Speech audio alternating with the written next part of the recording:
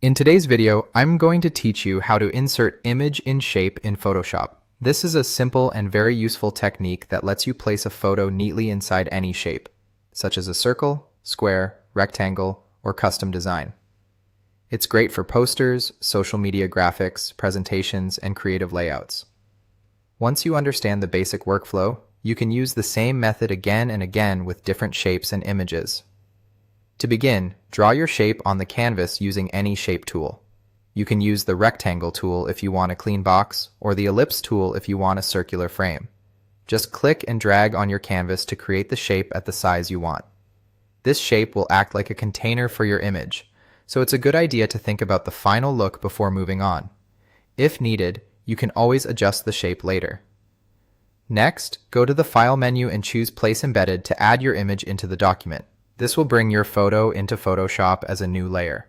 After placing it, the image may appear larger or smaller than expected, and that's completely normal. Just confirm the placement so the image becomes part of your layer stack. Now, look over to the Layers panel and make sure the image layer is positioned directly above the shape layer.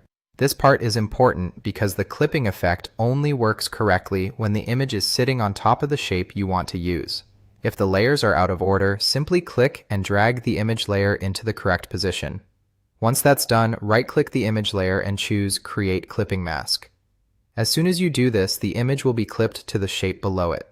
In other words, only the part of the photo that fits inside the shape will remain visible. This is the key step that creates the effect. After that, select the image layer and press Ctrl+T on Windows or Command+T on Mac to use Free Transform.